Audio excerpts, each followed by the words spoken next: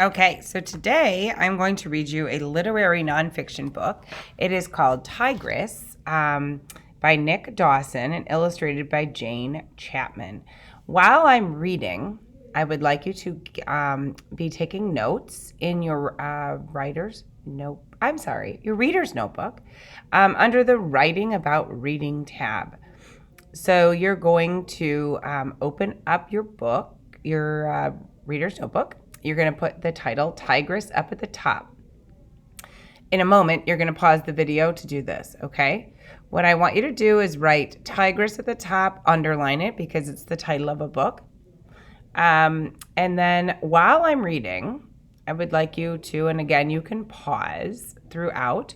I want you to write down any new words that you learn. So, any of those terms that are specific to tigers that you don't know about already, or any other interesting facts that you learn along the way.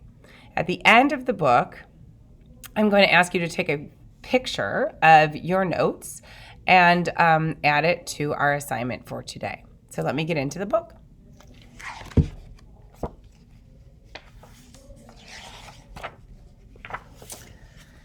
Twigs with whiskers, a tree with a tail? Or is it a tigress hiding? And then here in this small little type, it gives us some facts. Tigers are rarely seen even though they can grow as big as Shetland ponies. Tigers' bright stripes are perfect camouflage in their natural surroundings. She can look exactly like a patch of forest just by being there. But when she stalks slowly through leaves and shadows, or crouches still in elephant grass, her fiery, stripy coat seems to vanish like magic.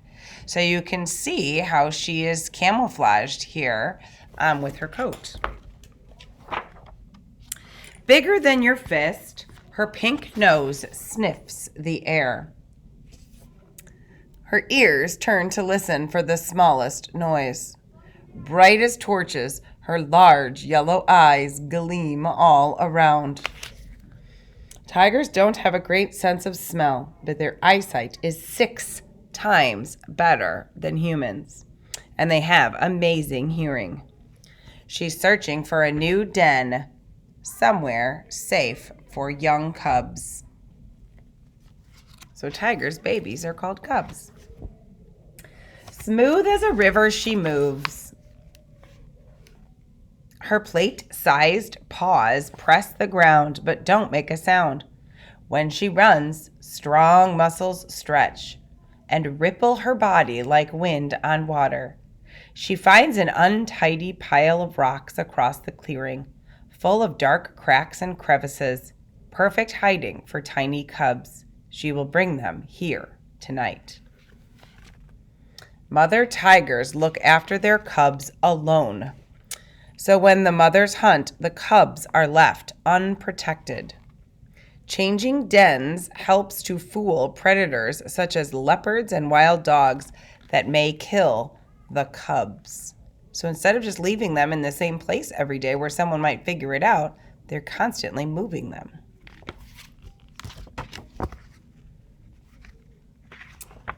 Back at the old den, the cubs are snuggled deep in a shaded sleep. Their bright white ear spots wink like magic eyes. With rough, wet licks from their long tongue, the tigress stirs them awake. Grooming keeps their fur sleek and clean, but the wiggling cubs are eager to feed. Weighing only a few pounds, baby tigers drink rich mother's milk and fill up like fat, furry cushions. No one knows for sure why tigers have ear spots. So if you can see right here, there's these white spots on their ears. They may help small cubs to follow their mother, or perhaps they are flashed as a warning to other tigers. These two are too small to walk far. So the tigress, can you see these two little guys? So the tigress uses tooth power. the gentle mother carries her dangling cubs one by one to safety in the new den. Tiger cubs have loose skin on their necks, which makes it easy to lift. So she's not actually biting them. She's just grabbing with her teeth that little extra flap of skin to move them, or fur, I should say.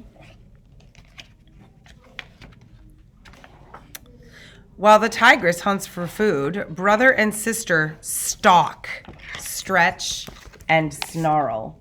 Teeth bared, heads together, this could be a tiger fight. But their knife-sharp claws are sheathed this time and don't draw blood. The cubs are 6 months old now. When they are older, their claws will cut deep into the hardest wood or the tough hide of their prey. Tigers get badly hurt in fights, so they usually avoid each other. Tigers find their own territory, which they mark by scratching trees and rocks and by leaving their scent on bushes and leaves. That means going potty on them. All right, and there were some great words in there. Stalk was one of those words, and sheathed was another word that I thought were good words that they used there. Sharp grass stems scratch 3 empty bellies. For days, mother and cubs have chewed old skin and crunched cold bones. The tigress needs a big kill, and now the hungry year-old cubs are too big and strong to play hunt by the den. A wild pig's big bristly head bends as his snout shoves and snuffles for grubs. Fierce eyes burning, noses wrinkling with his smell, the 3 tigers creep closer with soft, slow paws. They crouch as still as a stone. Young tigers start eating meat at about 8 weeks old. The cubs' whiskers quiver, their hearts thump loud as drums, and like fire, the roaring tigress leaps and falls. In a crush of teeth and muscle, mouths open, her snarling cubs rush in, and now the family will eat its fill. Tigers are good hunters, but even they catch their prey only 3 out of every 10 attempts on average. Tiger cubs always eat first, and if there's not much meat, the mother may not feed at all. The sun turns tiger fur oven hot, so after the big feed and asleep, the tigress heads for the lake. While her cubs splash and swim, she floats in cool green water to soak away the heat. Tigers are among the few big cats to enjoy swimming. 3 sleek tigers prowl the midnight forest. The tigress has taught the cubs all her tricks. Now, at 18 months, they must find their own homes without her. So 18 months is a year and a half old. That's when they're on their own. It says here, between 18 months and 3 years old, tigers leave their old territory and find a new territory of their own. A pattern of gliding stripes slides into the trees, and the mother disappears. So there's the mother walking away, leaving them. Brother nuzzles sister for the last time and walks away. So they're all separating from each other. She watches the forest swallow his tail. Then she turns and silently crosses the moonlit clearing. And just like her magic mother, the young tigress vanishes. All right, so at the back, it says that for years, tigers were hunted and killed in large numbers. And of the 8 kinds that once prowled the forests, only 5 survive. There are fewer than 6,000 tigers alive today, scattered across parts of China, Indonesia, India, and southeastern Russia. Today, tigers are protected, but poachers, or people who go and hunt these animals, do still kill them.